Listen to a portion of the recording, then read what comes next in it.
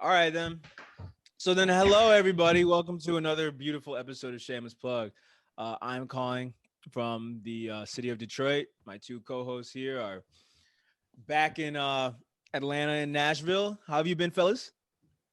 Good. Fine. I'm good. Great. Good. It's too hot, but Is it? Is it still hot over there? It's Yeah. not fall.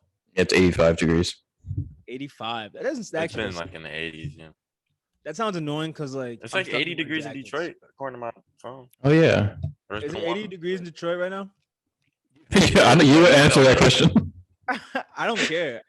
Gabe, Right, Gabe stay be worrying about Detroit. It's kind of funny, like how you leave and you still be like, He laughs, bro. literally, Gabe, like you on our dick. 77, not 80. Yeah, it's a 77. Yeah, it feels like 77. Anyway, welcome to another episode of Shameless Plug, guys. Max, can you put the mic a little further from you? Now talk. It's like, hello. All right, that's a lot better. Is mine too loud? Yeah. No, you're fine. All right, then. We have a ton of stuff we can talk about. Most of it is music related, which is good. But I want to ask you guys, what do you guys want to start with? Because I'm going to let you choose. I don't know, because I didn't watch the Chapelle thing. If you guys want to start with that, go ahead. But Yeah. I'm ready for anything. What do you think, Gabe? I kind of do. All right, let's do Wanna that. start I kind of with- want to start okay. with it, I'm going to be honest. That's good Yeah, I because kinda you wanna start guys with can Chapelle give me some background because I actually also haven't even like seen the Twitter rebuttals until today, and some people are like really mad. So give me some background. Okay, Dave Chapelle's a so- comedian. Oh, God damn it, you beat me to it. That's what I was going to say. He's kind of funny. Well, we'll get to that. So basically, he did his stand-up thing in Detroit because, he did that residency in Detroit. Oh, that was the one my parents were at. Yeah, my dad went, but he didn't even get to see Chappelle. He had to leave early because we had to drive to Atlanta. So Really? because we left like Oh. 1 a.m. Dang. And So if you were never yeah, born, he would have. yeah. Wow, So that's anyway, crazy. yeah, I know, yeah.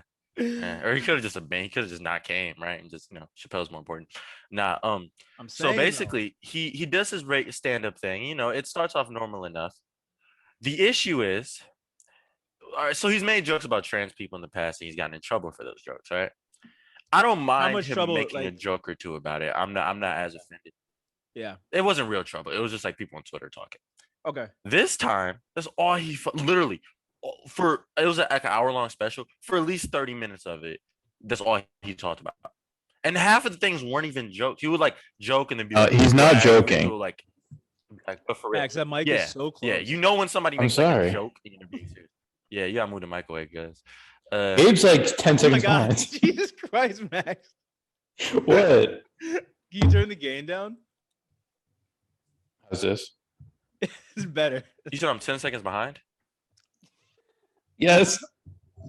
Wait. Gabe's behind by a few seconds. I'm too loud. Cap. Oh, and I'm perfect. And You're Gabe's not perfect. You're not perfect. Well, then what Yeah, happened? this is a mess. Okay, so he fucking so basically he made a bunch of shut up, bitch. He made a bunch of jokes. Oh my God, about Gabe, your trans Wi-Fi is people so for like bad. 40 You might minutes. actually. People are offended.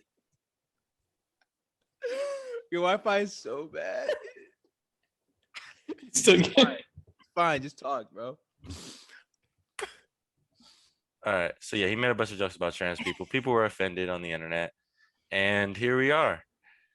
Okay, so my biggest question. And it's about worth all noting of after he says all that. Okay. It's worth noting after he said all. Dude, I hate my life.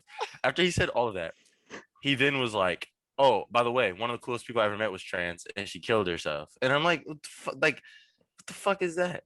Yeah. Okay, so my biggest question, Gabe, are you offended? No. No. I mean, no, but I just didn't think it was funny. Okay, so do you guys think he's actually transphobic? Yeah. I didn't watch the Yes. special. You think so? Yes. So what do you think prompted this, man? Because this couldn't have come out of nowhere. There's a lot more socially relevant things to talk about. There's a lot going on.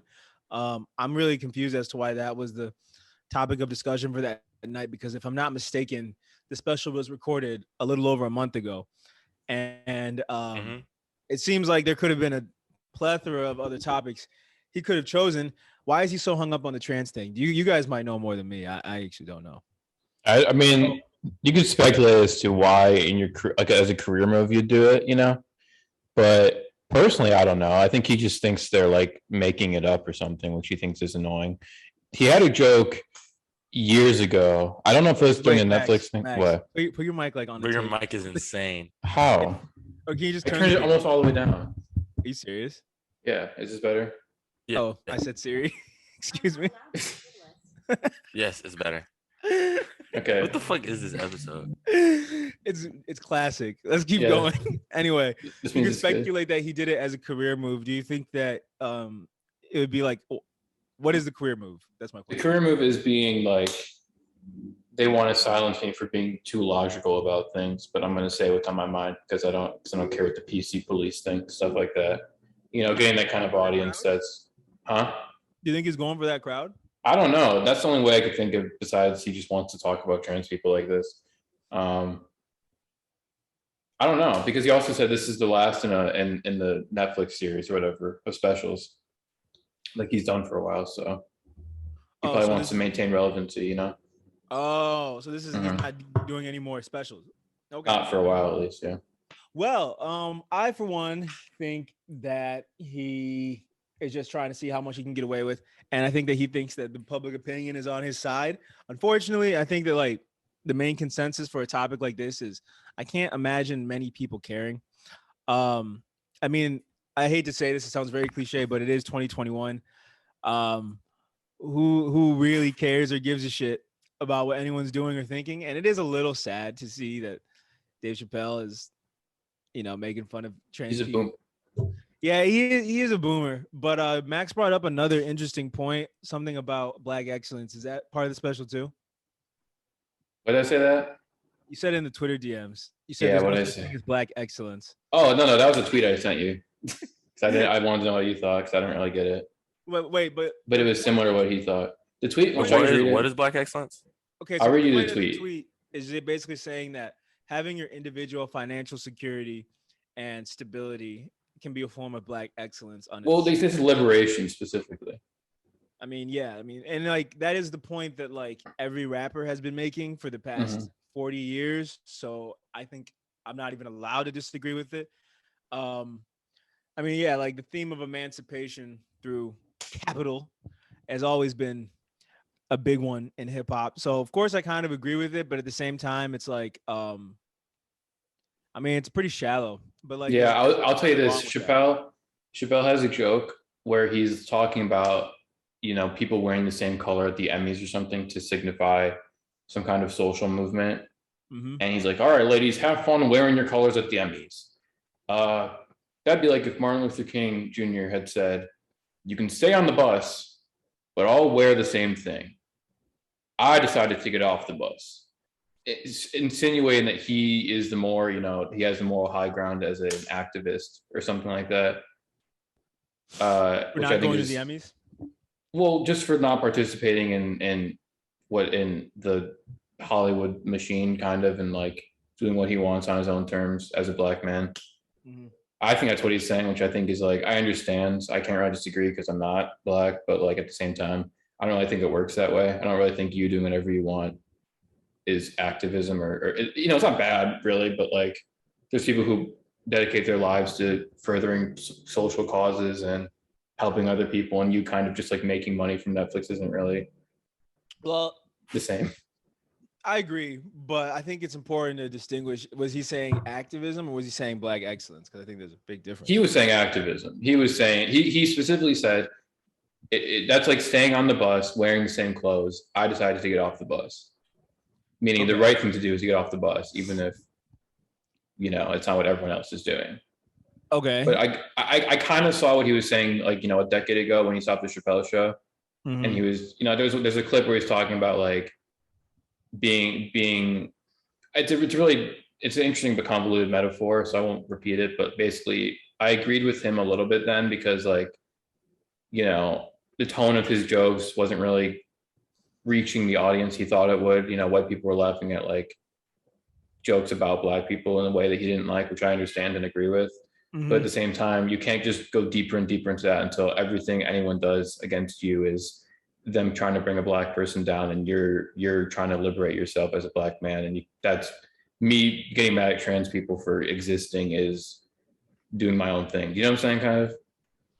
Did he connect those 2 points on his show? Yes. Sad.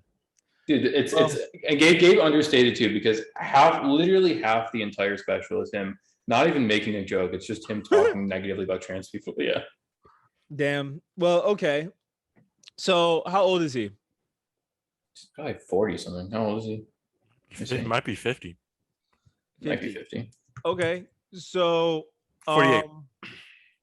There really is no other alternative once you get to that age.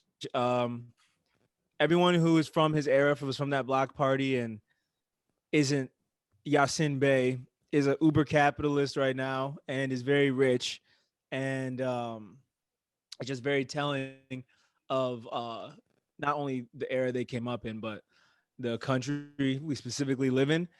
I truly think there is no other way to avoid this. To me, it's the black famous person version of when your parents would say that you'll be a Republican when you get older type stuff. That's what I was saying. I told Katie that. Yeah. Yeah. Meaning to assume that once you start to own things and have a lot of money, you'll want to hold on to them, which is usually what makes people Republican. I guess, to an extent, it is true. I think one interesting thing I was telling Max in our Twitter DM conversation is you really get to a point where trying to make the world a better place and trying to save the world is just too daunting of a task. And your only priority is keeping your own sanity and peace within your life. And I can't blame anyone for doing that. But I do think that you do need to acknowledge when that is your main priority. Also, you can do that. And I agree with you, because I think it's very daunting and it's overwhelming to try to think that you can do anything as a single person, even a celebrity. However, I think besides having to admit that, you have to also, you can't take the moral high ground either. You can't be like, actually you who's still doing that, who's still kind of trying to change the world, is actually the same as me living in my mansion making millions. Yeah, you know what I'm saying? So then how do we feel about when someone like AOC, who started off like that, slowly being consumed by the same beast, going to the Met Gala, wearing the dress? Like she's to me, she's a similar example on the opposite end. How do we feel when it's examples like that? Don't like that either personally, but But she's still doing the symbolic activism that Chappelle was criticizing. But instead of starting out her activism by doing the symbolic thing, she actually is going into her career doing it and not living up to her promises of having. Yeah, I mean, look, she's not a celebrity. She's an elected official. Even more than an activist, she's a member of Congress, Yep. And I understand how, like, talk about a machine that crushes you. It's probably Washington is number one. Being one of the few voices of like progressive politics in 2021 federal politics is probably awful. I'm not saying it's easy.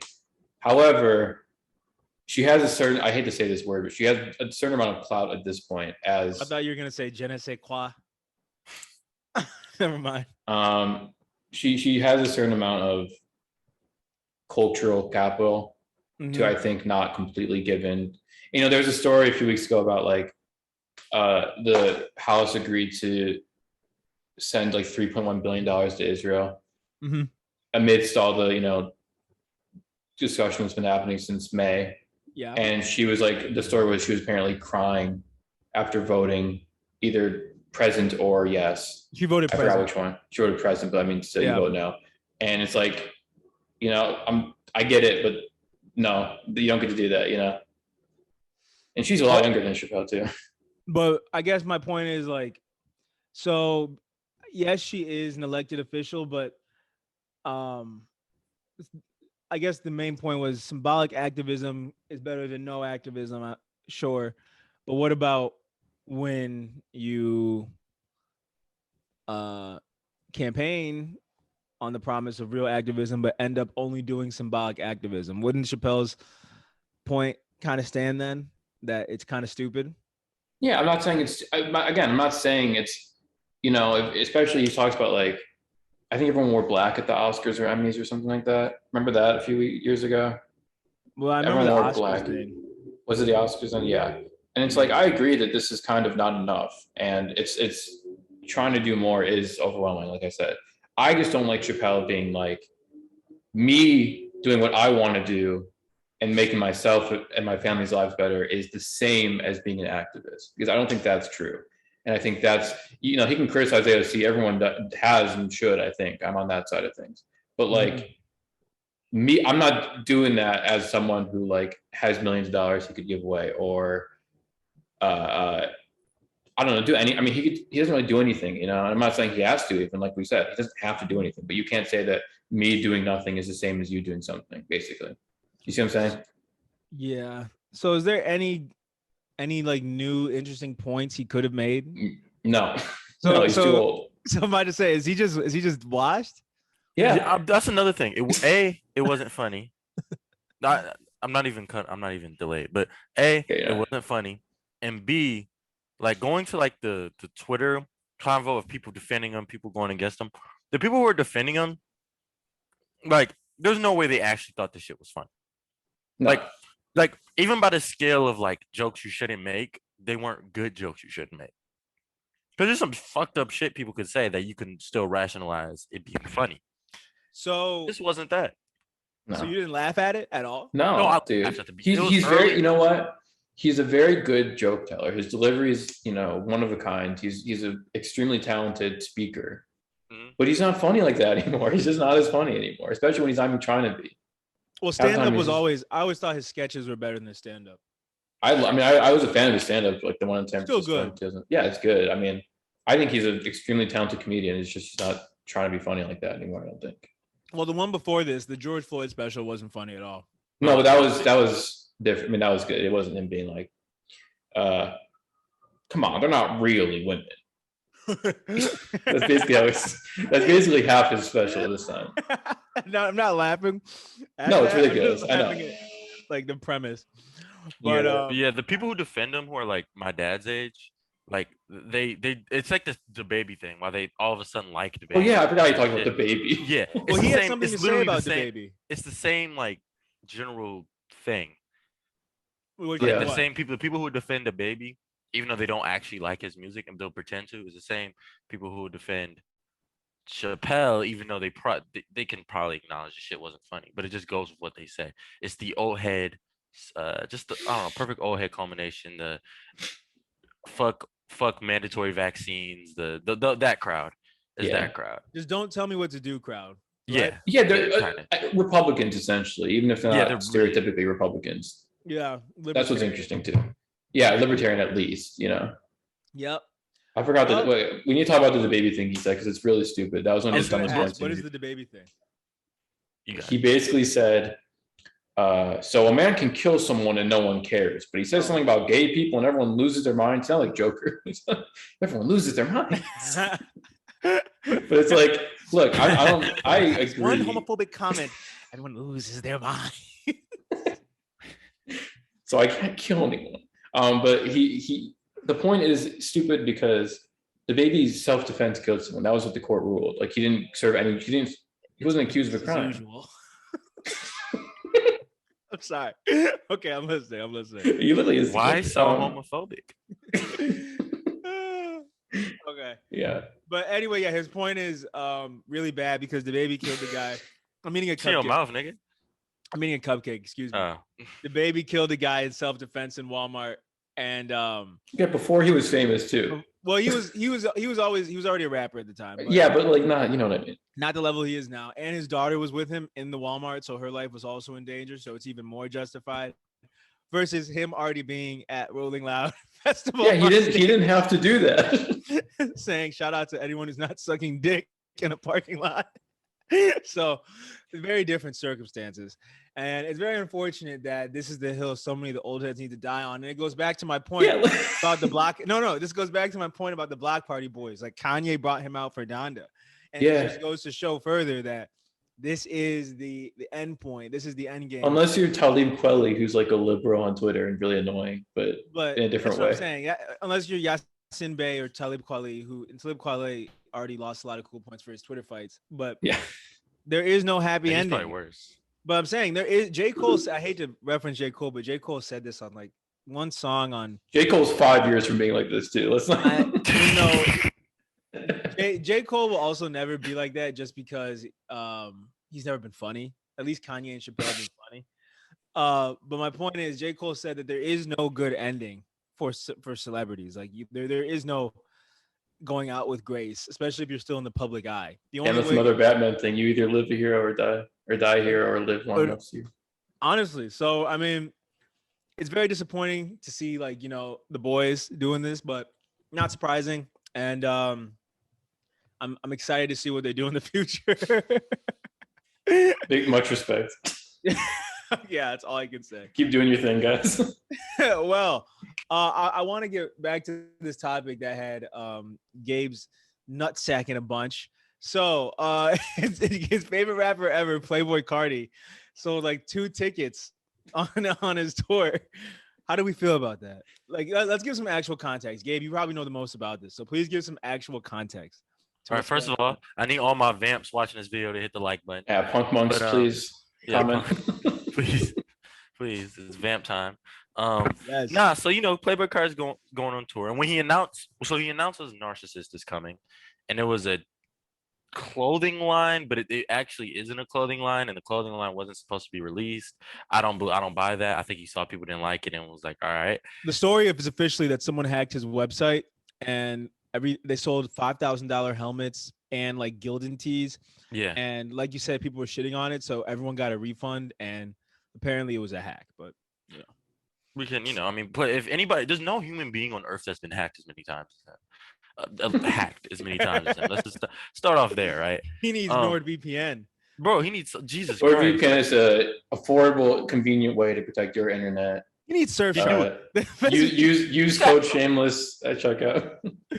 But anyway, I need NordVPN Slack. Yeah, this isn't even a whole lot of red so, promo. This is for a whole new rollout, right? Yeah, and so everyone thinks the album's coming. Album doesn't drop. It's still apparently it is still coming. It just hasn't came out yet because Cardi. I swear, guys. Yeah. Anyway, so then he announces the tour, and some of the tour dates are doing fine, but he picked too many venues that are too large. B, there's nobody with him, and there's no new album, and his last album came out over a year ago. Yeah, that was and Christmas. He's not around Christmas. Came out Christmas. Yeah, so about a year ago, and it's like only a few artists can go on tour this long after their most recent project. Right. He's not one of them.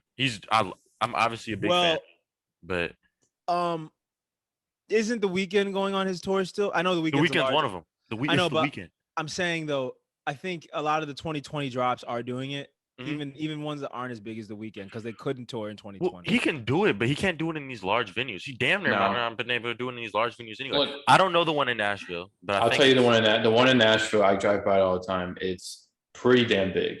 It's not huge. It's not NBA, but it's like in between. No, it's not where the Predators play, which is like there's no basketball here, so that's what you're gonna get. It's not that Bridgestone Arena, but it's like the next big size. So it'd be like, what would be the Detroit equivalent? I can think bigger than the Sonic Temple, right? Yes, for sure. Because that's where he is in Detroit, and that makes sense. Yeah, but in Nashville, he can't. What? We have unlimited minutes. Whoa! How do we have that? How do we have unlimited minutes? Let's not even ask questions. Anyway, let's not ask questions. Yeah, let's keep going. So yes, the concert has a lot of large venues, and as you were saying, is it the biggest venue in Nashville? No, it's not. But it's like second biggest. It's pretty damn close. Well, so he's at State Farm. There? Well, I need an example. Like, who performs at this venue in Nashville? Should I look? Let me look right now. Give me 1 second to look. All right. Yeah. Nashville Municipal Auditorium. Because the last time I was about to see Playboi Cart was in Canada, in Montreal, at a very small venue that's about the size of St. Andrews, and that was 3 years ago. And of course, a lot can happen in 3 years, especially with the current rap industry. Erykah Badu, No Limit tour, No Limit reunion tour, Deftones. Yeah. Okay, but those people are very mainstream too. Yeah, and they have a big audience, like in real life. And my point I was trying to make is that to go from that venue in Montreal to that venue in 3 years is I haven't seen many artists do that in the past 3 years. They've either gone from like the shelter, super underground places to megastar status, or have gone from the shelter to a medium-sized venue. I haven't seen a lot of people go from medium-sized venue to stadium tour in the past 3 years, except maybe Phoebe Bridgers. So it's really hard to see anyone from his class that could have done that. Maybe because I don't even think Lil Uzi Vert could have done it, and he's the only other person I can think of. And if he did it, he would have to be with someone like Jack See, Harlow. them together is different. If you put them together and then Jack Harlow, yes, easily it could go. But to just have Playboi Carti alone, I can't think of who's going to see that because no girls are gonna go. Like I'm sorry, like no girls alone are gonna want to go the way they'd want to go see Uzi or Jack Harlow. And also, there's not a lot of dudes that like Playboi Carti. They might like a song, but only dudes that like Playboi Carti are his stans. He's not like Uzi, where he just has a lot of fans. He has stans or people who just don't get it. Yeah. I'm probably a stan. I mean, Whole Lot of Red is very good, but Yeah. yeah. I Yeah, mean, I I would love know to, I know a too. few girls that want to go, and I think he had a bigger women crowd when Self-Titled came out because I mean, Oh, Definitely. for sure. but then the red hair, the becoming a lesbian thing, it Well, kind of and Iggy Azalea being his baby mom's ruined everything. did it. I think so, I don't especially know. with the girl fans. Once you do that, bro. I think he's so weird. He's like not because before he wasn't seen as like kind of weird and like different. He was Yeah. just like a mumble rapper who was a little cooler than the other mumble rappers. Now it's the perception's a little different. So then, So what makes why was he ever this popular to begin with? Like, what gave him the Yeah, idea? this is what we were just for context too. We were talking about this. It kind of devolved into a larger conversation, but I initially sent. He had sold like 10 seats. Like he sold barely anything for these stadium tours or And for a granted, few of the shows. Nashville. Let's be fair to him. Yeah, Nashville and Charlotte aren't like the biggest audience I'd expect for him, but regardless, probably If he had shouldn't have a booked him in smaller the venue, first place. that's bad. Right. But either way, we were talking about like why aren't these selling? Then we were going like what is his stardom really like? It's really weird compared to a lot of other guys, And yeah. like how did he become like this? Like what happened to him? Not in a bad way necessarily. Like what happened? Well, first two albums, I think the perception of everything was pretty normal. The albums, I mean, they came out within reasonable times. People liked them, all that stuff. And he went on tours. Like he was just another rapper, right? There wasn't anything too like different. But then I think when his brother died, and then like it was his friend that he called his brother, right? No, they had the same last name. I think it was his his brother. biological brother died. Biological brother Reggie was killed. And man, you stay on his dick. No, he says on one song. Ever since my brother died, I've been thinking of homicide. No, not even that one. He says Reggie Carter, that's my brother, like that. So Reggie Carter, Jordan Carter.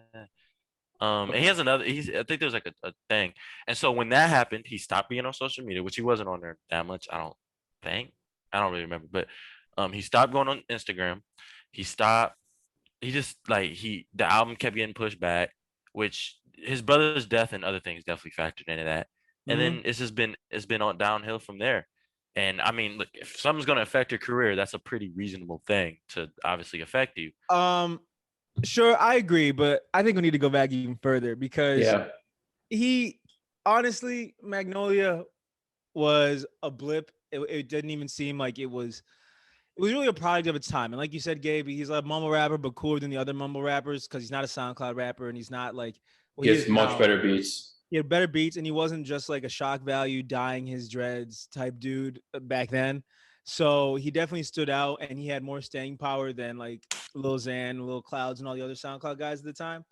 But once that sound kind of died out, he was forced to create his own sound, and he started to do that with Die Lit. Everyone loved it, great times, yada yada, and that only made the hype for a Whole Lot of Red peak and made it way bigger than I ever expected it would be. Definitely bigger than the album itself, especially with the delays. And then once the album came out and didn't live up to people's expectations, I think we need to take a closer look at why we were ever comparing this guy to Uzi in the first place. Because he really doesn't have an ear for radio or not radio, stadium hits. No. He doesn't have an ear for that. And he doesn't hop on tracks with superstars and make them better. Like Uzi can get on a song with The Weeknd or Ariana Grande or people like that and give them a number one hit. Playboi Carti had a song with Drake, and it's aging better, but like, you know, people said it was a The flop. original version was better with the original Cardi verse. So much better. Right. But he also doesn't elevate songs and make them hits. Like his No. contemporaries like Uzi and Jack Harlow, who I think are good comparisons, when they get on songs, they become hits. Examples, Industry Baby, and every other song Uzi has been featured on for the past 2 years. I can't name one Playboi Carti feature that has done anything that could warrant a stadium tour. He doesn't have a song with Dua Lipa. At least the Baby had one. He doesn't have a song with Ariana Grande. He doesn't have a song with The Weeknd. No one even knows. Like, in order to do a stadium tour, your parents have to know at least one song. Not even your parents. Your girl has to know one song. Yeah, By that's what him. I was telling, because we were talking about how his stardom's really weird, because I think I said like he is mainstream, but his music is not mainstream. Mm-hmm. And I asked Katie, who doesn't like, she has good taste in music or anything, but she's not as plugged in as we are, pun intended. Mm-hmm. And I was like, you know who Playboi Carti is? Yeah. Can you name one song by him? I guess not, you know, because music isn't, his people haven't been pushing his label, or managers, whatever, haven't been pushing his music like they've been pushing him in a weird way. And like I'm sure the whole. Oh, sorry, I was gonna say all his like pop cultural moments have been leaks, like Kid Cudi. So that doesn't help because you can't find it on streaming services, and like the TikTok he doesn't get credit for it, so he doesn't get any popularity from it. But yes, you were saying his image is bigger than his music. Yeah, and you know, it's really weird because if you go even further back than, you know, to the first self-titled thing, like his SoundCloud songs were huge for a while, like 2014, 15. He was making music. He was on Awful Records with, remember Father, Mm-hmm. the Look at Risk guy. Like he started off with them, so he's had a really interesting career trajectory. But his popular songs were like internet online songs, Broke Boy, Fetty, with Max O'Cream. Sorry, I was gonna say they weren't even like hood classics. Like they were. No, they were online songs. Yeah. And like, I just think people kind of misinterpreted what internet numbers mean. You know what I'm saying? Mm-hmm. People didn't get what 13 million SoundCloud listens to really meant. Mm-hmm. And I don't know. I think he switched and he was with ASAP Mob. Obviously, Rocky was like piloting his career for him. And I just didn't. Something was lost along the way, where it's like, what is the novelty of this guy? Because like Gabe was saying, I liked the album way more than I did when it came out, and I've always been a fan of him. Yeah, right. I've always been a fan of him too. I like Fetty a lot. I like Beef is really good too, from like 2014. Mm-hmm. I remember hearing about him on and like seeing, like, he used to be like wearing Supreme t-shirts, you know. He just he would always make like the birthmark like his centerpiece. He was just like, he had his own like internet style, but it wasn't what it is now at all. And I just think people didn't really get what they were getting themselves into when they were making him a star. Do you know what I'm saying? Yeah, I mean, I hate to say it, but he seems a little more shallow than people were expecting. His music isn't shallow per se, like the sonic music itself, but I guess when it comes to crafting a grander experience and a grand picture and theme with your album, which I think is crucial when you're going on a stadium tour, way more shallow than I could have expected. Because the whole lead up, the whole rollout for Whole Lotta Red was just him and Givenchy, you know, posing. There, and I guess like the punk inspired album cover, but there was no grand payoff. Like it seemed like with Eternal a Take, it seemed like more of a completed vision, even if it was still polarizing too. Whole Lotta Red just seemed like I don't know. It just seemed like he just took the aesthetics of the punk thing and then just left it at that. And then there was no further like artistic stuff that was, I guess, explored. And I don't know. Yeah. He just like you were saying earlier. He just, people thought because of the internet he was a bigger star than he is, and I hate to say it, but he's gonna need to downgrade some of those. Yeah, I mean, I think this sounds a little bit harsh to say because, like I said, I like the music, but like he's a really good fold for good beats, good music. and that's always been how it's been. He you know, you don't want to hear just an instrumental of a song. So you hear someone kind of just like, no offense, bullshitting a verse just to give it some kind of form, so you're not just listening to instrumentals. Yes, And that's really what he's been. Dialet's great because Pierre like shitted on it. You know what I'm saying? that's true. You got right. Like this one's really good too, and I think he even grew beyond that. But he's already too deep into the rabbit hole where he's like this critical darling. But I think people are like, I think like people like Pitchfork, we'll get to that later too. But they're like completely bullshitting what this music really is. You know what I'm saying? Yeah, that's what I'm saying. Like the artistic credit he gets so much credit for just doesn't show itself to me. No, it A doesn't. whole lot of Reddit kind of does at times, but A little bit too, and Well, he's the going music, I there. should say, but how much does he have to do with the music? Like, it's more filthy than him. That's what Yeah. I'm thinking. Like, it doesn't even seem like he himself is crafting the larger image. It just seems like he like was in his hotel room and said, "Bro, niggas ain't on this shit, bro. Like, I'm finna be like on some punk shit." Like, yeah, that's what I'm I saying. guarantee that's literally what happened. Yeah, that's what I'm saying. Like, Yeah, and then he plays like Fortnite on PS4. Like, I think you got guys like you said, Filthy, and he had like 808 Mafia was getting experimental in the SoundCloud era too. But like Pierre, these guys who are like really going into creating a new sounds for rap, and I think they do it really well. Pierre sounds like video game music. Working on Dying, those guys are nuts with where they pull influences from and everything.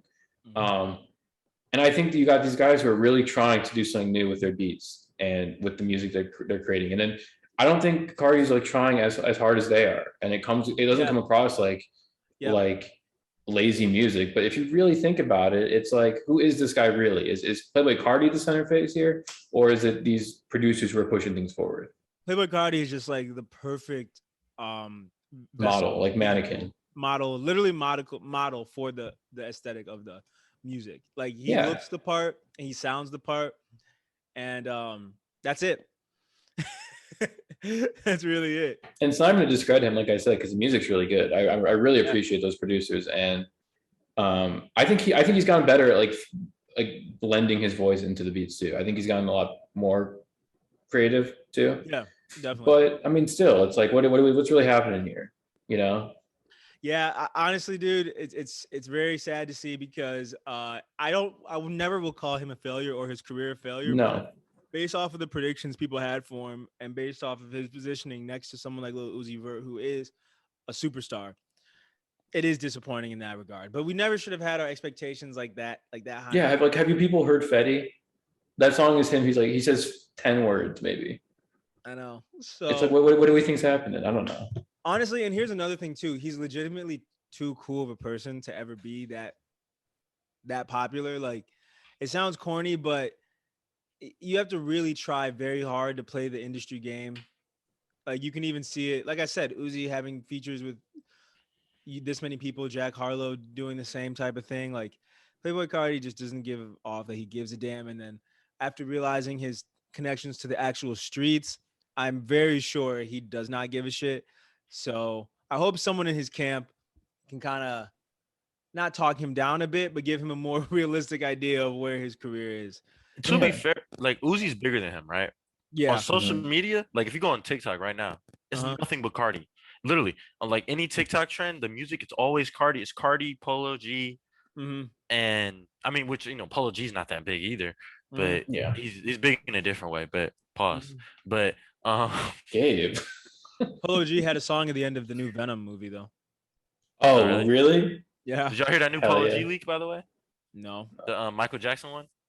He did. I'm not tuned into Polo G. I'm sorry. I'm not either. I forget the name. I'm gonna send it to y'all. It's good. It's actually kind of hard. All right, but anyway, you were saying that on TikTok it's Cardi, Polo G. Yeah, Cardi's like the guy. Like, if you didn't know anything about rap and you went on social media, you would think Cardi was one of the biggest. You would think he's big, but you would think he's big. Yeah, but dude, you just said online. That's the whole point. That's what I'm saying. I'm like, that's what I'm saying. That's what I'm saying. So I think that's part of the label's perception. I don't think this is all him. He's not fucking leaking venues. This is bad on management. Clearly. Yeah, they don't get him. They don't get him at all. He doesn't care enough to explain.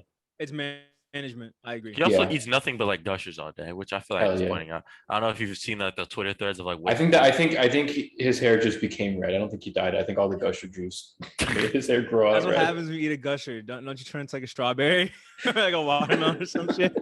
Yeah, just wait on it. But anyways, yeah. I don't know. One final thought I want to say. Okay. I think producers now are much more in the public eye than they ever have been in all of rap's history. Yeah. And they still don't get enough credit. You know what I'm saying? They probably get money. They're probably well paid, but like we just said, I really think like the producers made that whole IRAD really dilute more, but like no one gives them the credit. Why does Cardi get all the credit for their boundary push and their beats? You know? Yeah, I mean, I guess it's like Michael Jackson and Quincy Jones type thing. You know, maybe that's an extreme example, but I mean, that literally is what they're supposed to do: is be the face to receive all the praise or the hate. I know. It's just crazy. But yes, you brought up something earlier, which will tie into this next conversation. Something about him being a critical darling and being loved by Pitchfork. So recently, last week, if you guys didn't know, Pitchfork did this thing where they went back and they looked at some of their reviews and they bumped up some of the scores of the albums that they think they might not have rated fairly or in hindsight look better. And it was pretty interesting. But one thing I can't believe that they did is they went back and they lowered some people's scores. Yeah. And I'd be mad as fuck. I wanted to bring that up because that is the craziest shit I've ever seen. Like, you have to be a different type of pretentious to go back and lower someone's score. They're so pretentious, and look, they're the go-to for me. I don't worship them or anything, but they're a very good indication of like what a person who cares about music likes about certain albums. You know, I think the reviews are pretty good. But we should also give some examples of the things they lowered and raised. I'm gonna do that. I have it open right now, and I already read it a few days ago when it came out. Because I thought they did a good job with Liz Phair and Chief Keef. Chief Keef was great. Yeah, and that's again who did that one? Do you know?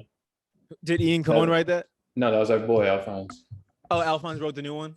Yeah, which is good, which is fair. But anyway, the Daft Punk, they brought down a lot. Yes, Random Access Memory, their most recent one. Yeah. You know what? Also, I didn't realize. I feel stupid for realizing this. I didn't know that Caroline Polchak was the singer from Chairlift because I always liked Chairlift. I didn't know that. I didn't know that either because I didn't know that. I was talking to my brother and I was like, "Who the hell listens to Caroline Polchak?" And then he showed me the Chairlift album and I was like, "Oh, I love that album. Crying in Public was my shit." And he's like, "My dumbass woman." It just goes to show how much of an asshole I am. But yeah, they raised the score for Chairlift, which I enjoyed also. They lowered Grimes. Oh, but that was her most recent album, right? That was Miss Anderson. Yeah. Mm-hmm. Okay, that makes sense. They raised Lana Del Rey. They lowered Big Boy. They lowered Big Boy. Okay, that's the one that bothered me a lot, and it bothered me because I tried to listen to Sir Lucius Left Foot again in August, and I couldn't finish it. And I just want you to know, when I was in 8th grade, I loved the album, and I hate that they're kind of right.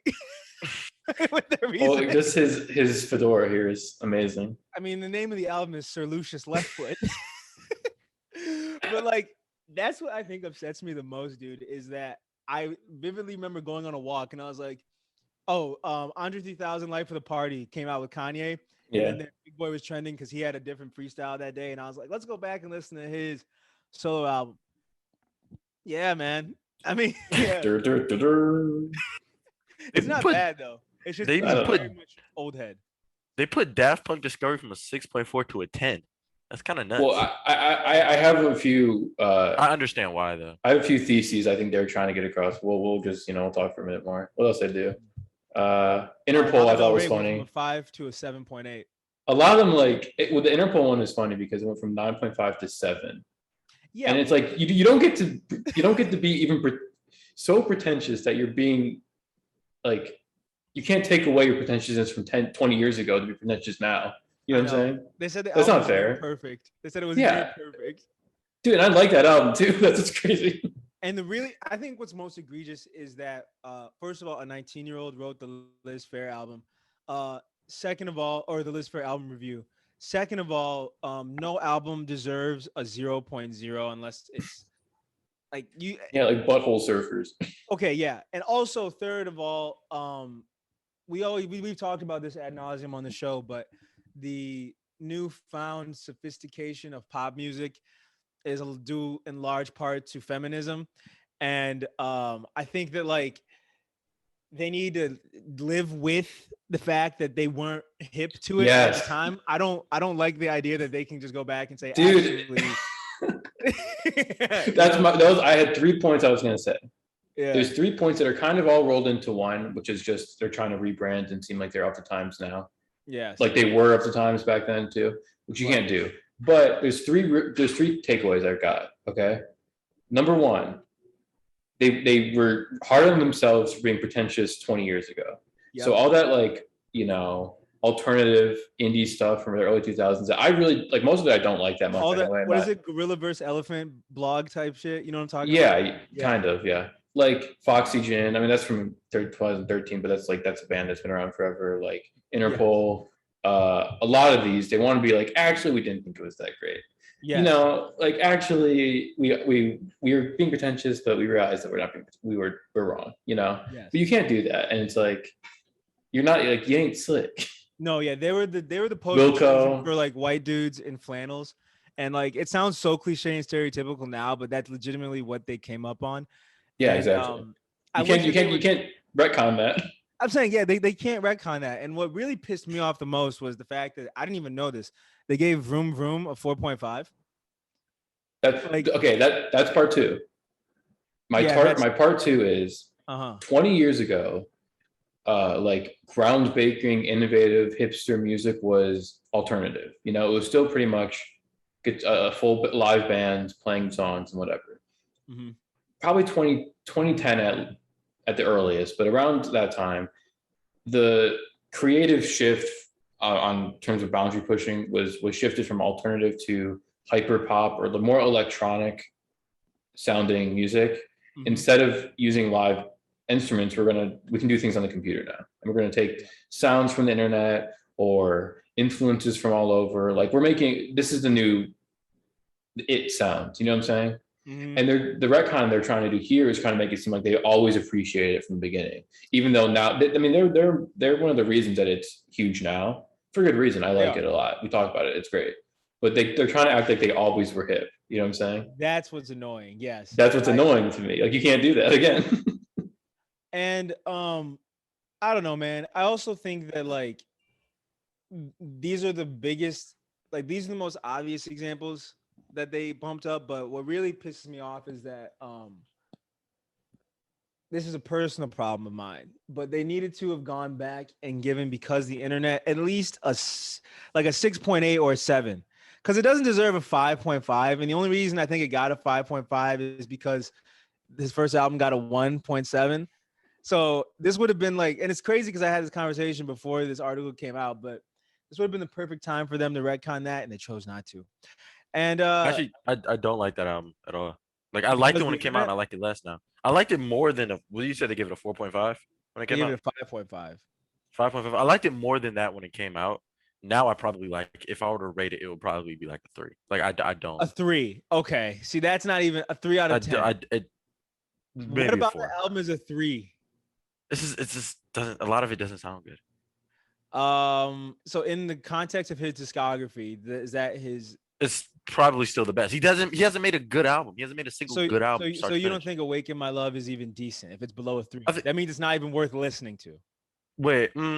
Okay. No. Exactly. All right, fine. "Awaken My Love" is better. "Awaken My Love" is better. Okay, but even then, a 3 means it's barely worth listening to. That means it's so bad. Yeah. This also ties into my third point of what they're doing here. Yeah.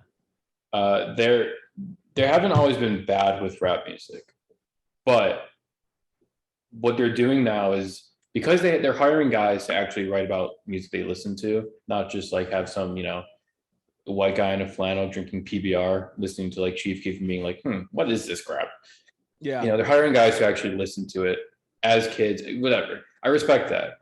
However, you can't deny that critical places like this were not always easy on street rap for a few years. It's kind of, we've done a shift recently, but like Chief Keef got a pretty decent score, 7.9, but like they always underrated like Gucci Mane or Lil Wayne or, definitely mixtape street stuff, They did.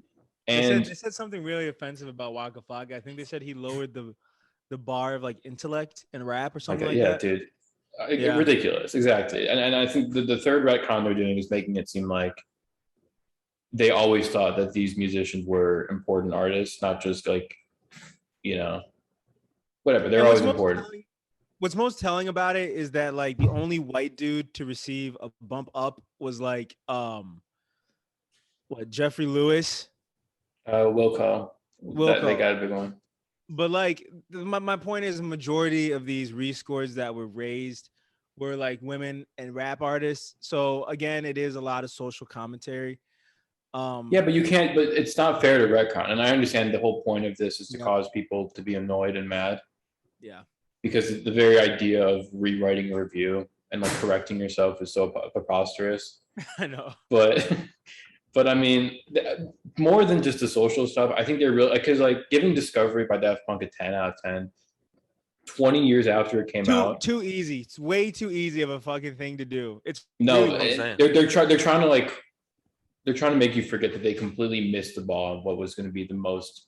They weren't in tune with what people wanted to hear 20 years from the review. You know what I'm saying? And what's even funnier is the fact that they had to lower random access memory. Yeah, exactly. Like, to balance it out, the pretentiousness, right? Fucking God. I love them. I love Pitchfork. I know, just when you think they can't like surprise you, just when you think there's nothing to do, you gotta hand it to them. You gotta hand it to them. But yeah, that was really stupid, and I'm glad we got to talk about it. We're all on a similar page at least.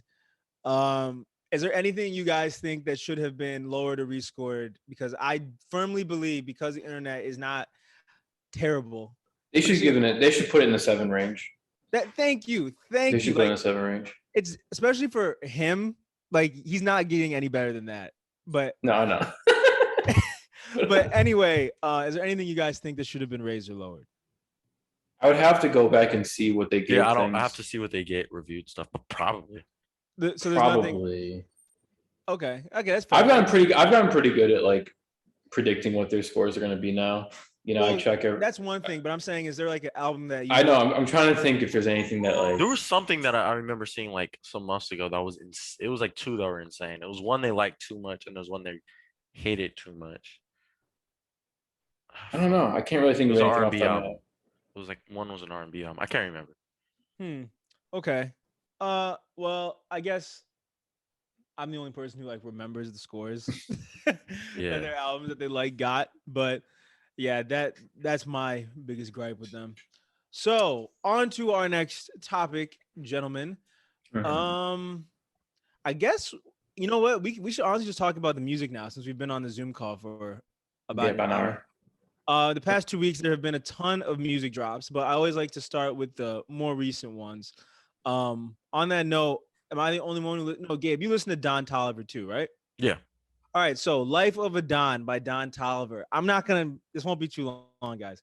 But basically, what I want to say is he needs better writing, okay? The album is a vibe, quote unquote, from front to back, and he has a great ear for melody, because there's a song that I hate the name, but it's called Drugs and Hella Melodies. He has a great ear for melody, but what makes him stand out in not a good way is that he has no ear for hooks. Roddy Ricch is someone who has a good ear for melody and hooks. Don Toliver does not create a catchy hook on his own. It's when he's on someone else's song. Like, you can't say blah, blah, blah.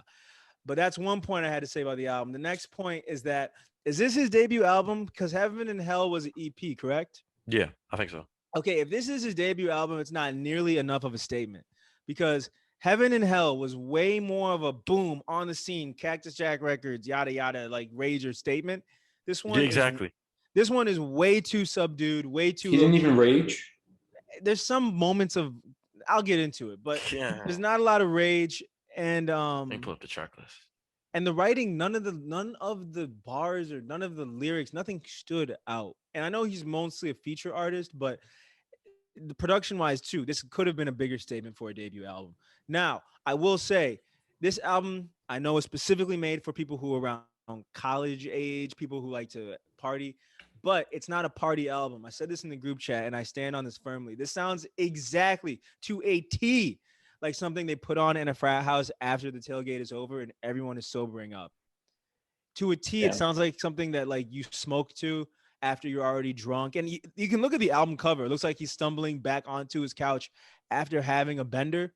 Bar for bar, he nailed the feeling of that right there, because it legitimately took me back to 12 p.m. being so wasted with alcohol poisoning out of my mind, drooling on a couch, listening to vibey music. And drugs and hella melodies, 2 a.m., get throwed, smoke, crossfaded. Exactly. Is that a good thing? Is that particularly hard to do? I can't say. No pun intended. But honestly, I feel like he could have came stronger, but he did nail the feeling. What do you guys think?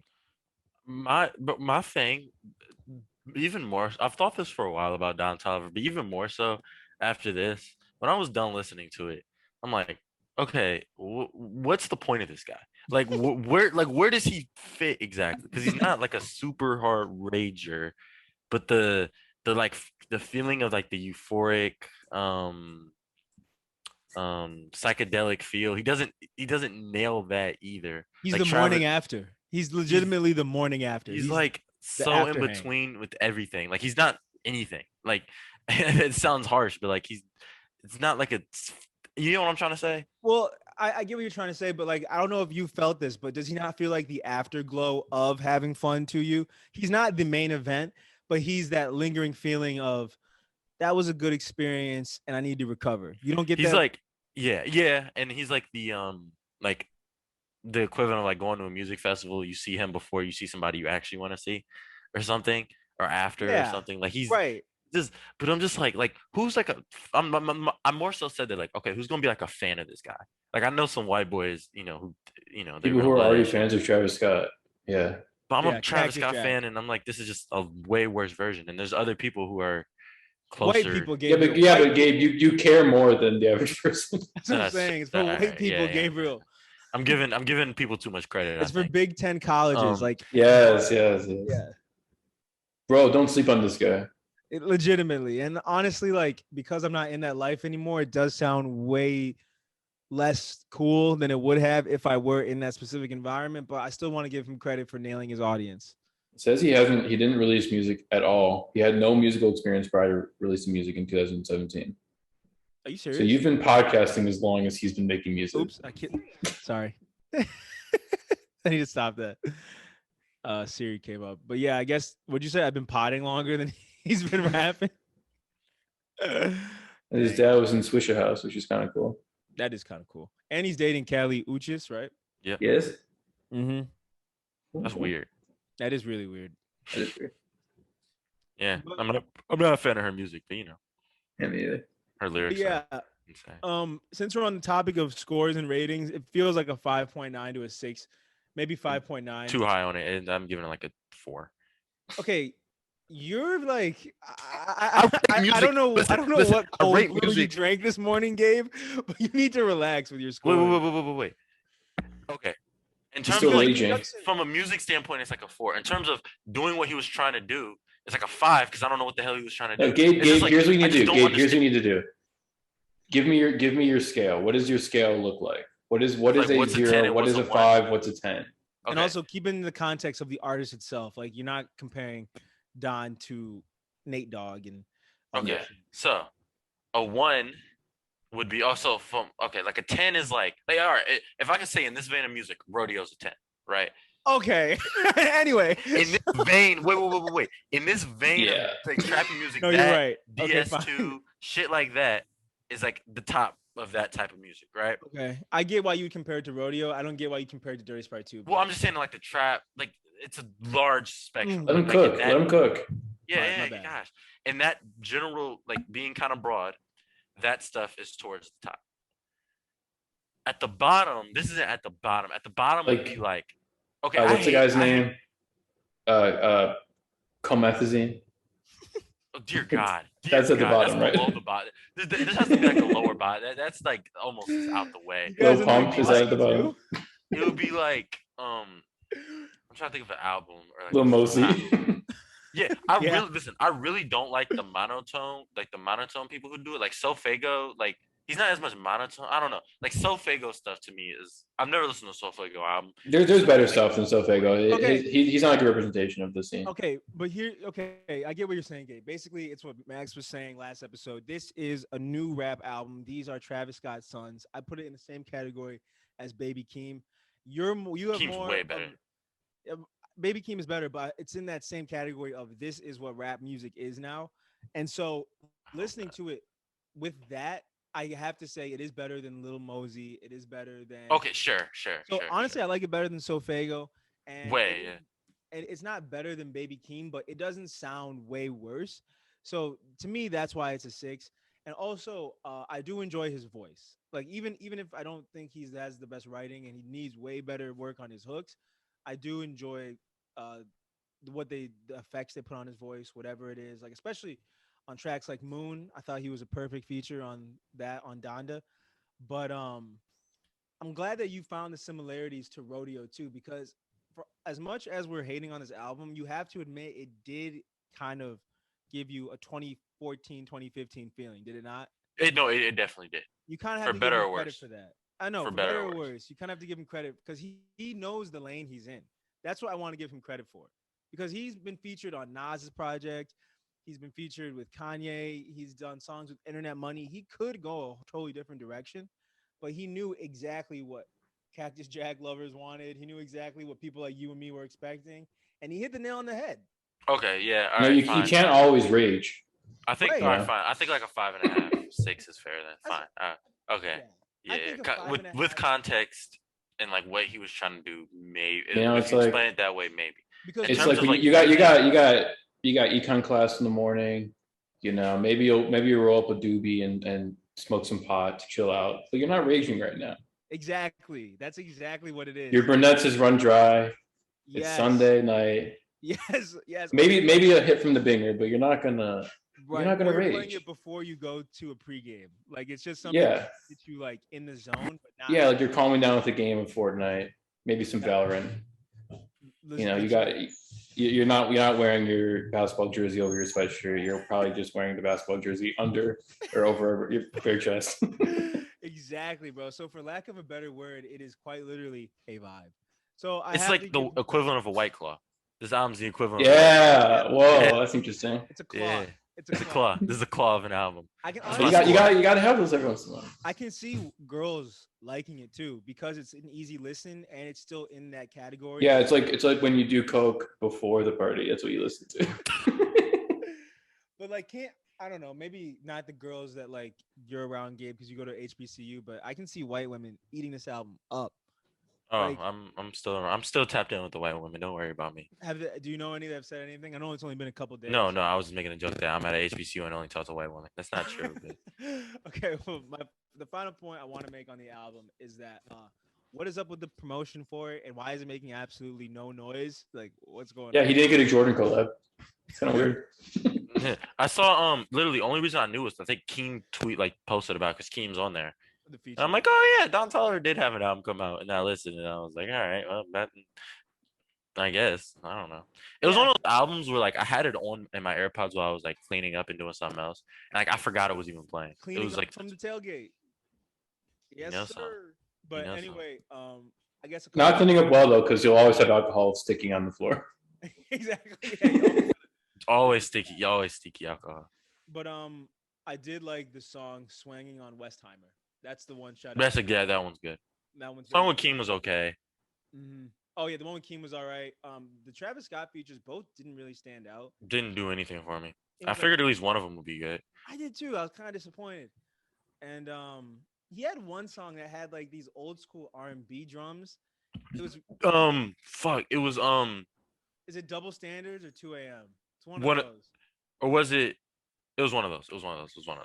But it was cool, but that's what really highlighted his lack of hook writing to me. Because if you're gonna have those Babyface, the face record drums, you need to have the Babyface hooks or just some memorable line that stands out with it. Like it's a ballad. Like this is what you're gonna say to get Shorty back. And if it's just a bunch of like, bullshit you're writing and not a declaration, it falls flat. So hopefully, What's up? It was interesting about the hook writing. Before this, before his album, I never had a problem with it. I think After Party, that was a After decent Party is a hook, brilliant hook. a Brilliant. great hook. Can't Feel My Legs is I really like that song. And Had Enough. Had Enough. Lemonade, the Internet Money song. Off the juice, like we said, Can't Say, and yeah, he was great at those hooks. That's what I'm saying. Like that was the only thing I liked him for. Now it's the one thing I don't like him for. That's a very good point that I completely forgot. I forgot that. That's a weird thing to get worse at. It is a weird thing. I think it was he doesn't know how to make hooks with this sound.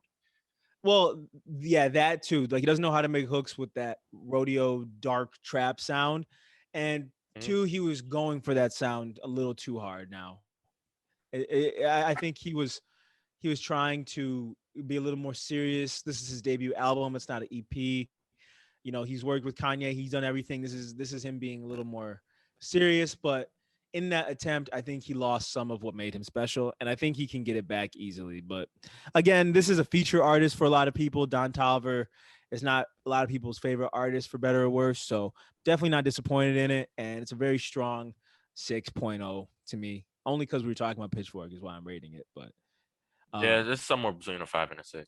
Now on to, well, I guess we can go back to last week unless you guys have something that's mainstream imperative that you want to talk about this week. Because I want to talk about Meek Mill and Vezzo before we get into like the more obscure artists. But if there's a bigger artist this week, I can't think of anything.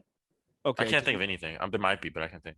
All right, so we got Youngboy, Meek Mill, and Vezzo, and I want to start with this Meek Mill thing because it's so weird to me. Another album that's making no noise, and also it's weird because I like the EP and he had a song 42 Doug that Max, you and I were talking about last year that was really good. Really good. This album feels like nothing. It feels like there's no growth on him as an artist. It just seems like he's stagnated musically, but he's giving us very minor life updates along the way. This should have been a mixtape, and I know that there's no difference these days, but this is me saying it should have been marketed as a mixtape. And if you're Meek Mill's team right now, you still have time to retcon. You can go back and market this as a mixtape. But he's gonna have to drop an album by like the end of the year. Yeah, that's what I'm saying. He does that. He cannot disappear for 2 years after this because this is definitely something. It's Lucy's, it's throwaways. What do you guys think? Going back, Championships was one of my favorite albums of, what was that, 2017, 2018? 2018, I think. 2018, I think. Yeah, that album was like I went to his show. I like that album that much. Like that album, and you talk about like he stagnated. Like that one was obviously it was the Meek Mill. You know, I'm sure there's lines about sitting in a Wraith and a Rolls Royce because he has to say that. But it was like obviously with everything that happened in his life the last like 2 years before then, I think he did a very good job of explaining that. Like not every artist can go through something like that and make a good album about it. I think he did a good job talking about the prisons, just everything, and like just talking about growing up in that environment on the other end of, but I don't want to be in the life of crime, but it came to me, not the the promoting the life of crime thing. Mm-hmm. And I love Championships. This was like it was like, this is like if I played you all his music, this would seem like the first thing he came out with or something. Like it just seems like it seemed lazy. It seemed, especially for him to take like 2 years off. Yes. What is this? It was just like, I don't know. It literally didn't. The whole time listening to it, I just had a straight face. It gives you the impression that like he thinks he's bigger than he is right now, because I'm not saying he has to fight for his spot back, but rap has moved on.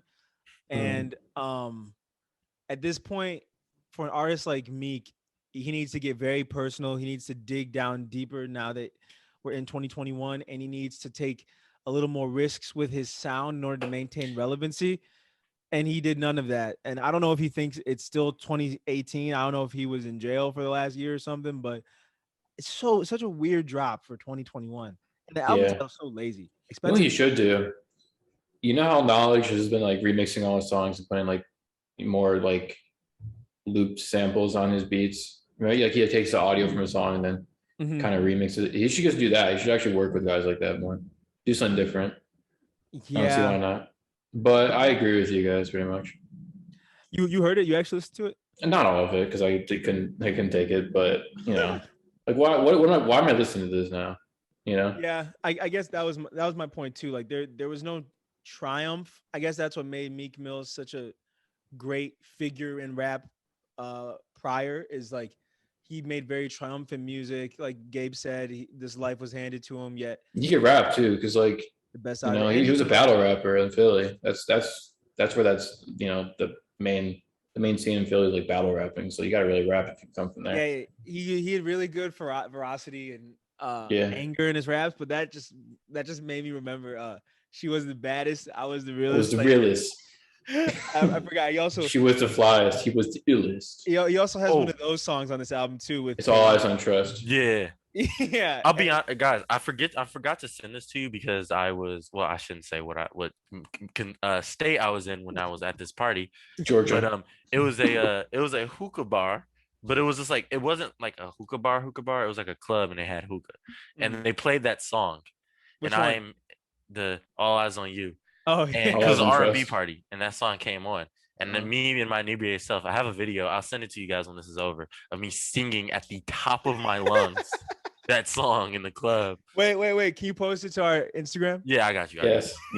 I gotta Thank find it, God. but I got you. Thank God. It's the He greatest was thing the on earth. illest. She was the flyest. Is you drunk? Is you had enough? Is you had enough? I do often wonder, is you had enough? What the fuck? How hard is it to say, how hard is it to say instead, are you drunk? Have you had enough? Is you drunk? Is you had enough?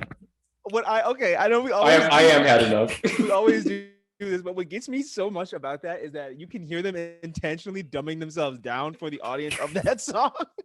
No one says, "Is you had enough?" No, I've never heard That's it. what I'm Yeah, I was like, I don't know, but I don't think that's AAVE. no, It's not It's AAVE, not. no. Like, I know black people AAVE like own different way of talking, but that is so broken that it's almost offensive. Dude, it's like some blackface shit. That's what I'm saying. It's so dumb. Is you drunk? Is you had enough, babe? Anyway, yes, Yeah. Expensive Pain, man. Meek I want Mill, more of please- that. We need more of that music in 2021. Honestly, I'm kind of with it. Please bring Yo, it back. bitch, come close to me. She ain't going home like she supposed to be. You know what? Now that you bring it up, I agree, because like you said, everything's so serious. We need more like dumbassery.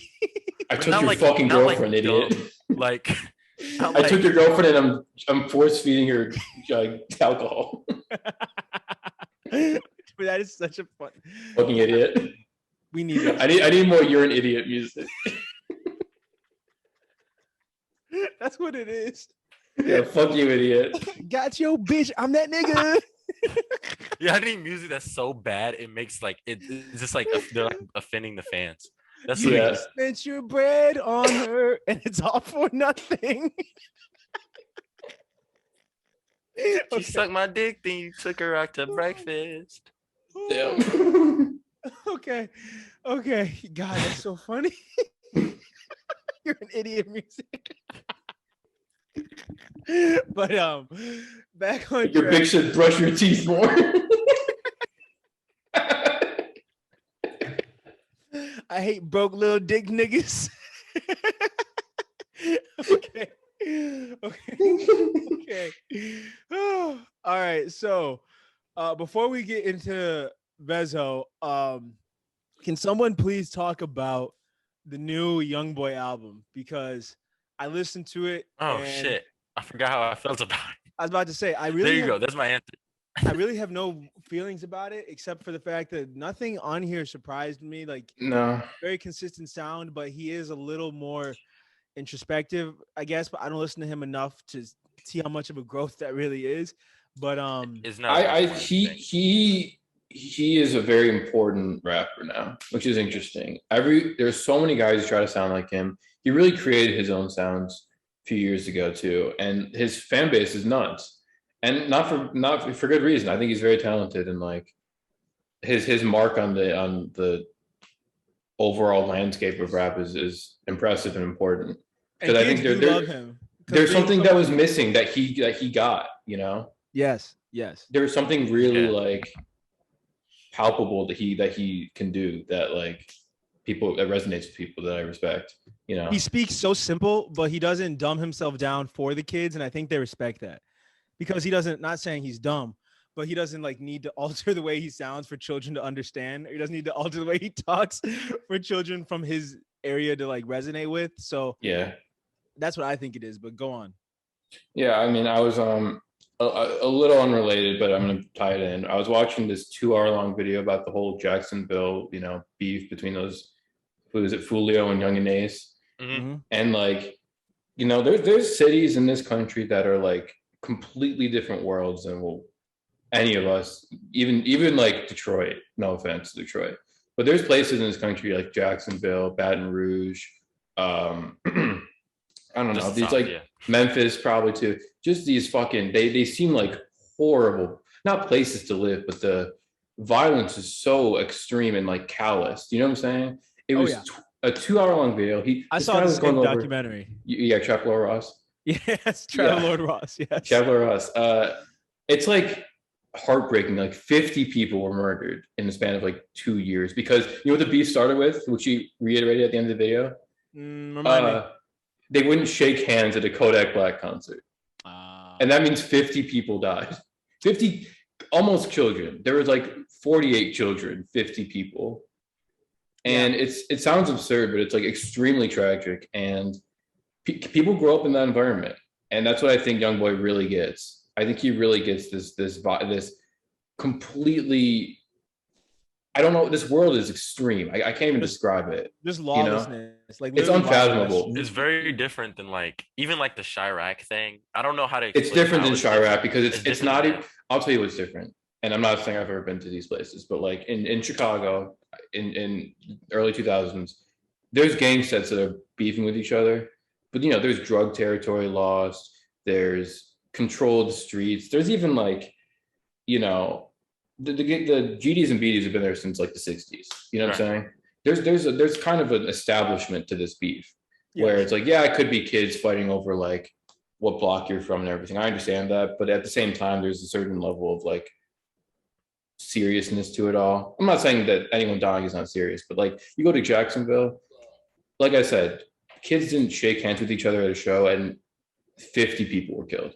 What is the point of any of this? It does seem it seems a lot, not a lot. It seems less organized and it does seem a little more just like violent for the sake of violence. Yes. But I have to ask, is that because we're also older now? Because part of me thinks that if we were 30 when the Chirac thing was coming out, we would be saying that like, okay, but the mobsters who were from Italy, there was history to it. It had meaning. These kids are just killing each other. No, I'm not justifying it. Look, I'll say this too. There's a story in Chicago about an 11-year-old kid in the 90s who was shot and killed. They put a hit on an 11-year-old kid. What was the name? Like Yummy something. I don't know. I'm not saying it's not necessarily more violent than, even like the streets of New York were during the mob. Yeah. Or like, when gangs ran Chicago or Detroit in like Prohibition era. Or even Boston, Boston, fucking LA, Vegas. Even I'm not saying even when like the white gangs of Detroit, like the the Purple Gang, the Jews in the Prohibition era. Gang. Even here.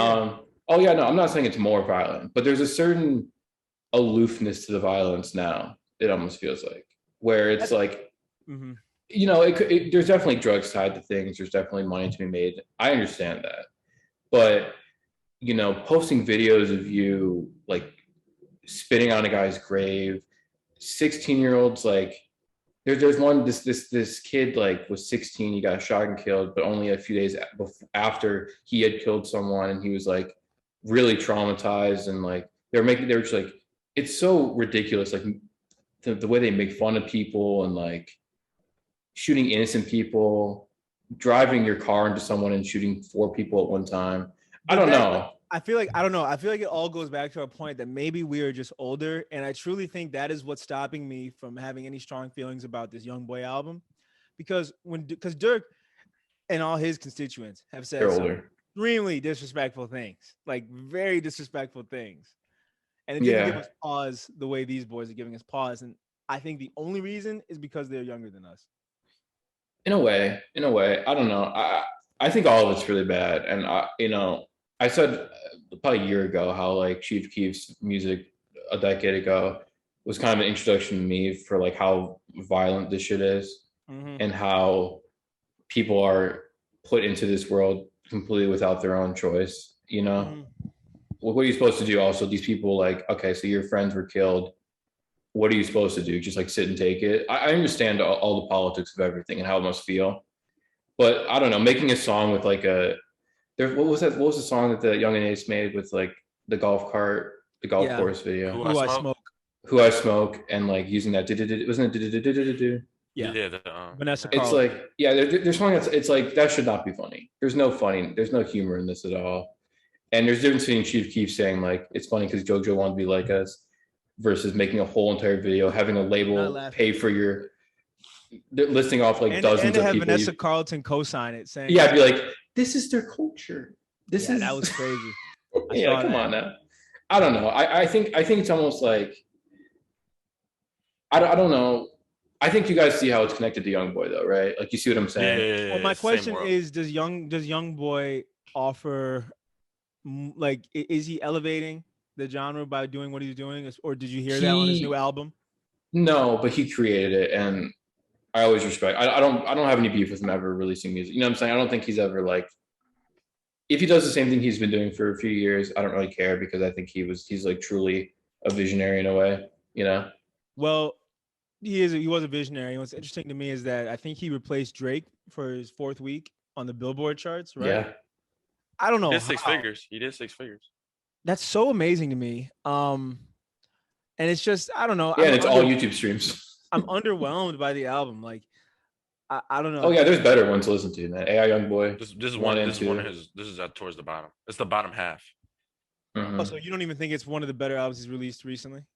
Recently, no. Let me see what he's got recently. I'll Well, say what I the think. last one I Lil listened Top to was was the better. one where he stole Roddy Rich's album cover. What album was Yeah, that? that one was better. That one was Yeah. better. I'd have to agree. I think I talking about like him and the sound, like being, especially me being here and like just meeting more people from like this part of America where the sound is so much different. It's like all the rappers here, they like sing like not Atlanta as much as it is like Louisiana, Florida, Mississippi, like especially Alabama. like Alabama. They like it's Mobile. more of like a singing. It's like the singing rap stuff. Like Yeah, it's like Rilo and No Cap and those guys. I mean, some of them are really yeah. good. But, Yeah, you know. some of it's good. I'm not. Some of them I very Yeah, much I agree tired with of. you. But yeah, it gets old fast, and it's clear. This is because of Youngboy. Even if he didn't Mhm. start it, he's the reason they sound like this. Even a guy like Rod Wave, to a certain degree, I think. I don't think if there wasn't a Youngboy, I don't think Rod Wave would be what he is as terms of I agree. popularity. I agree. So I think there's always credit to be. Youngboy just kind of he really captured this like the vulnerability of this kind of environment where it's like, you know, Detroit, Chicago, these are places that have been in the public eye for decades for their violence, unfortunately. And there's some kind of like, you know, we have 4 sports teams, you know, we there's an airport, but like Baton Rouge, fucking Mobile, Alabama, it's places that are kind of forgotten a little bit. And that's why I think my Wi-Fi cut out. No, you're okay. I just think there's places where people don't really come from there and people don't really acknowledge it. Like, yeah, Jacksonville has shit going on, or I don't know, Birmingham, Alabama, or I don't know, random cities in Louisiana, like up north of New Orleans. There's just places where people like are forgotten about, kind of. And I think Youngboy spoke for them in a way, you know? Yeah, that's a good way to put it. He does speak for the forgotten and downtrodden. Yeah. Yes. Well, then, gentlemen, if that's all we have to say about Youngboy, I think it's finally time to move on to the centerpiece for the past 2 weeks. So, Gabe, you put me onto the album because I'll be honest, I was probably not going to listen to it nearly as soon as I would have. No, we have personal history though. Should we explain like? Oh yeah, But- yeah. Rich Off Pints 2 was probably the most surprising album listen I've had this year. Like we said on the podcast before, back when we were all doing it in the same state. Icewear Vezzo had a music video with some girls that we knew from our high school, and ever since then, Not even a good song too. Full transparency, it's a really bad song with like girls that we knew from high school. Right, and ever since then, we Clearly on like Long Lake. It's just like a weird. Right, we didn't take it as seriously.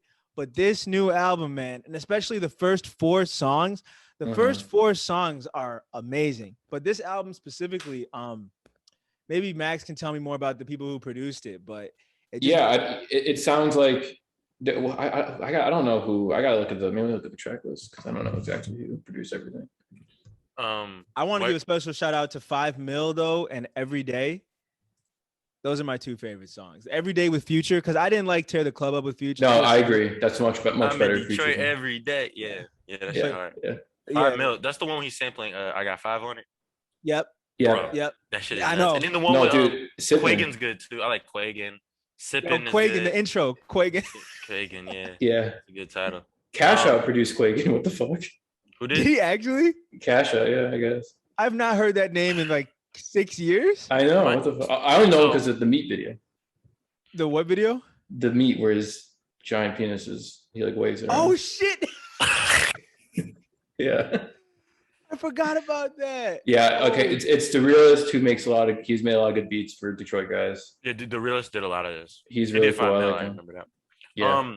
I was gonna say, so we did a review of Rich Off Pints one, and we talked about it for like 3 minutes because we just didn't like it. And I think the reason we didn't like it was at the time, Vezzo's biggest song was probably The Sit Down. Like, and he just used that. I don't know much about music, but he just used the dark piano beats, and it just all sounded the same. And just because you did it once successfully, that sort of sound doesn't mean it's gonna work every time. And Rich Off Pints once, it didn't. It didn't. And his rapping was fine. It was just the production. He finally got the right production on here. This shit. It's probably gonna be in my top 10 of the year. This shit is good, bro. Dude, it's one of the best Detroit mixtapes of the year. Is it better than it's not even a fair comparison. I was gonna say the Boldy shit, but it's not fair comparison. No, that's not even the same. I don't know. The beats sound like so the Detroit beats that have come in the past, probably 7 years are piano chords and then the drum, the just hard drums. It's pretty simple formula, but it's really good. I've always liked it. Mm-hmm. The first Rich Off Pints was so derivative. It was just any chord you can think of with some drums, and it's like that's it. Everything sounded the same. Wasn't that unique. This one does the opposite, where it kind of takes Detroit beats to their logical conclusion. You know what I'm saying? Yes. So that's why I liked it a lot more than the first one too. Yeah, the beats, they had a lot more kick. They had a lot more oomph to them, and it made a world of difference because his voice is pretty boring and it's pretty laid back. And when the beats have that oomph, they complement each other. Yeah, dude, Chamber Brothers was beautiful. Mm-hmm. Beautiful song. Yeah, it's such a funny way to describe it, but yeah. Yeah, I know. I love it. Is that the one with Rio? No. Rio has another line. I'm not even gonna say which one it is. You know exactly which one it is. Is it the R. Kelly line? Yes. Okay, no, I was thinking of that, but Babyface Ray had a pretty sinister line too on Sippin'. Yeah, he did. I know what you're thinking of. Yeah, I don't remember it. He said, "When your daughter gets of age, like I'm smashing her." Which is crazy because that's a great song. But I was thinking about, I think it's one of my favorite beats of all time. I don't know if anyone sounds bad in that beat. Is that Let's sip on some scissor. Sipping on some scissor. What's the name of the actual song though? By 3 6. Sipping on scissor. That's what it's called. Mm-hmm.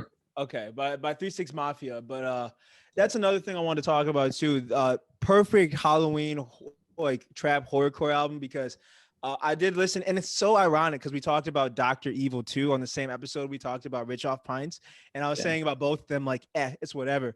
But it just goes to show what the season, like the impact the season has on you because I've been listening to the fuck out of Dr. Evil for the past 2 weeks. And Nudie Land sounds amazing in the autumn. Amazing. We already knew that. That's why I know, but like that's a perfect example. It is a perfect example. But I think Vezzo, he is a sinister Halloween, like dark rapper, like 21 Savage, like those type of guys. And having Rich Off Pints 1 come out in the summer, and I don't know, it just didn't hit the same. But this new album with the new beats and the features and the time of the except release, for Moneybagg Yo. I was gonna say I like Moneybagg Yo's feature. Come on, man. I kind of liked it. Oh shucks. I kind of liked it. Right. But I was gonna say I hope he has a nice tour from this. I hope something comes from this because he deserves it, man. Mm-hmm. City of Detroit. Any other words you guys have? Not pretty much it. We pretty much got it. All right. Well then, I guess this is the last segment of the show where we just talk about the not as big releases and highlight them. Max, you probably have more than all of us, but Yeah. Gabe, do you have any boys? You can go in whatever order you please. Gabe, you start off. Let me look. Okay, I'll just say Alchemist had the. Speaking of okay, Baby, while we're on the Detroit thing, the Chase B song of Babyface Ray, I thought it was okay. Yeah, Wait, they had a song. Whoa. Something about it didn't. Yeah, I agree. It was really good the first time, and then after then it wasn't. I feel like Babyface Ray is on. He's kind of the next star, but like I don't think people really get his deal. They don't get it. That's what's so funny. Like they just get it because everyone else is saying it is. Yeah, exactly. Them work together. It's like they don't get it. No, man, they don't get it. Yeah, you gotta listen to the old stuff, and then yeah, I agree with you. I'm not a fan of that. We never talked about. We did talk about Hitler wears Hermes. The side B, pretty good. Side A was it was okay. Side B was nuts. I need to check out side B. Is it that much? Some better? good features. Tyler's on there. A few other people are on there. It's side B is much better. Mm-hmm.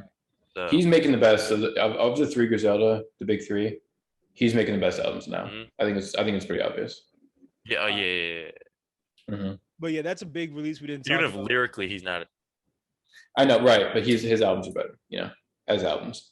Just what I'm saying. Yeah, he makes better albums even if he's not. Sorry to interrupt, but we also didn't talk about Trust Fund Babies with Lil Wayne and Rich the Kid. And we're not going to. Okay, Gabe. Okay. All right then. I refuse to listen to it because I love Wayne and it's gonna make me hate him. Yes, that's exactly what I said too. Yeah, I don't want to hate him. I can't do it. Yeah. I said the same thing. I like all right. Weezy so much. On to the next. What else? Gabe, anything? Okay. There was nothing I could think of. Two things I'll say. Alchemist had another EP with some guys, pretty good. Oh shit! I meant to listen to it. Pretty good. The Thing of Ours 2 or whatever. Yeah, Thing of Ours 2. Pretty good.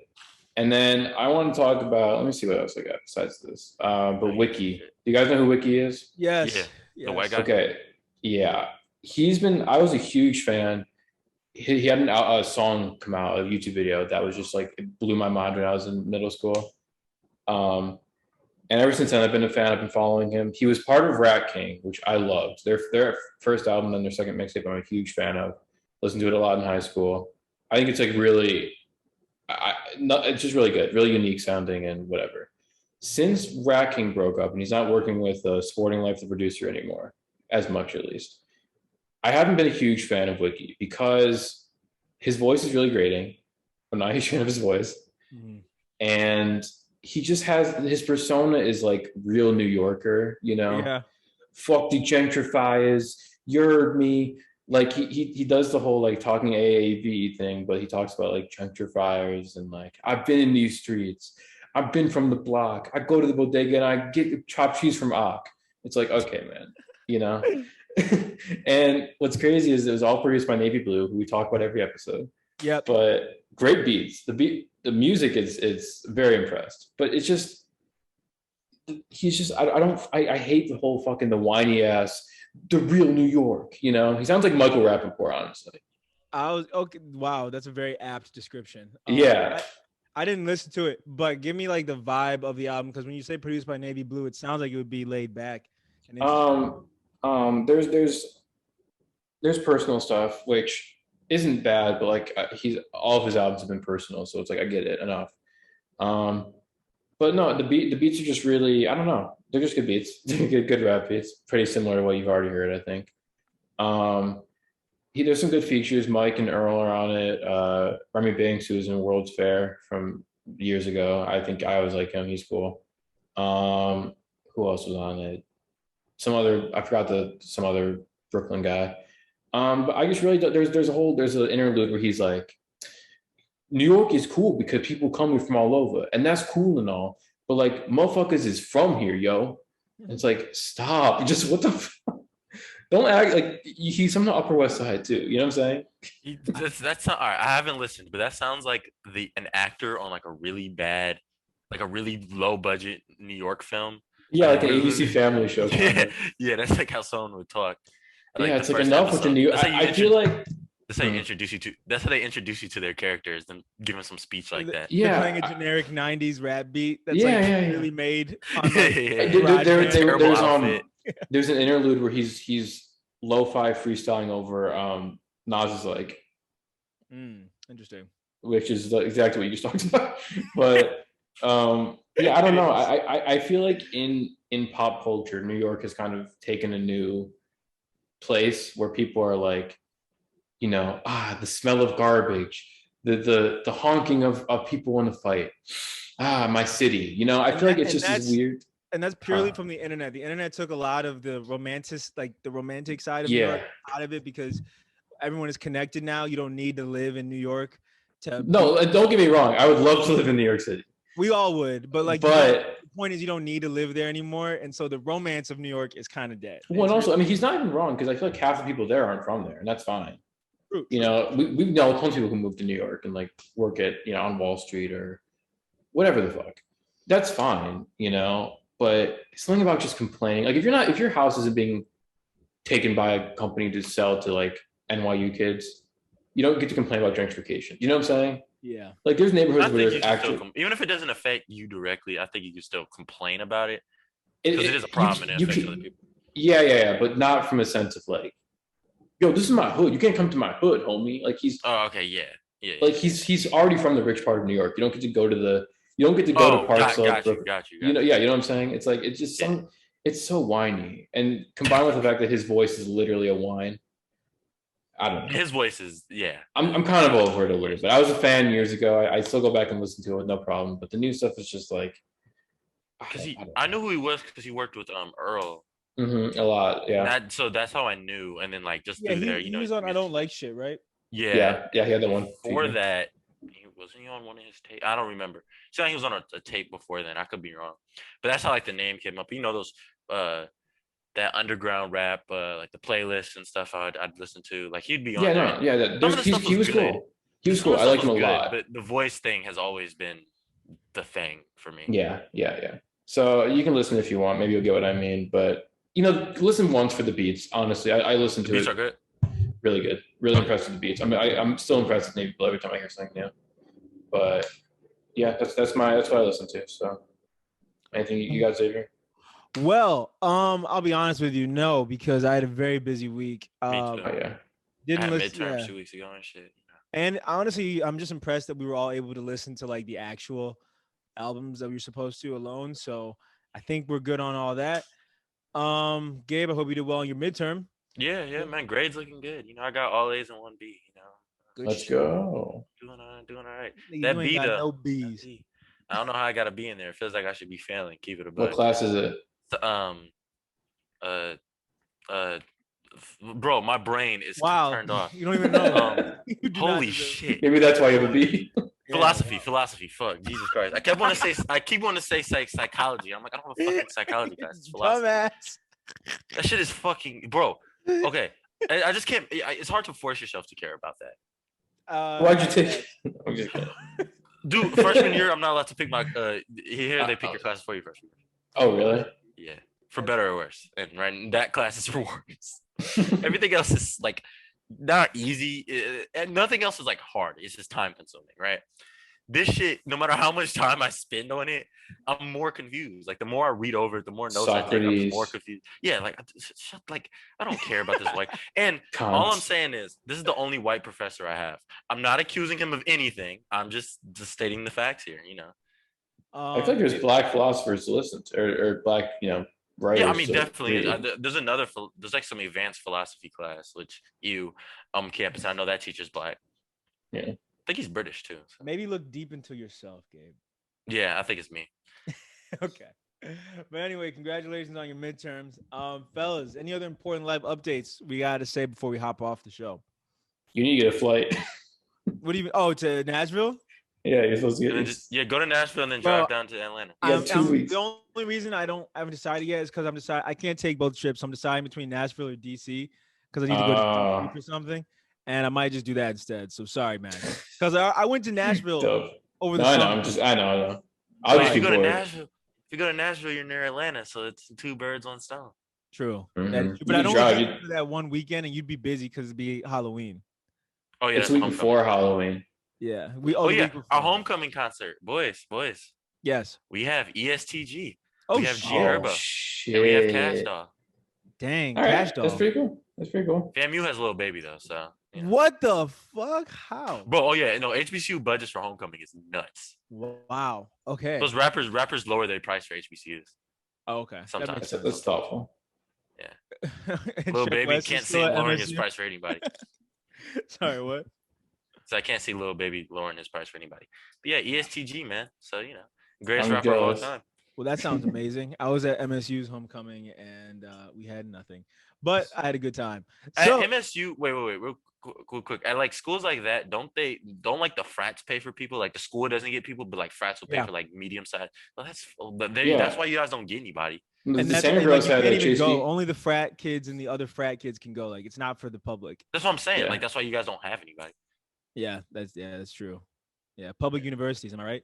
Yeah. But anyway, thank you everyone for listening to another glorious, probably super long episode of Shameless Plug.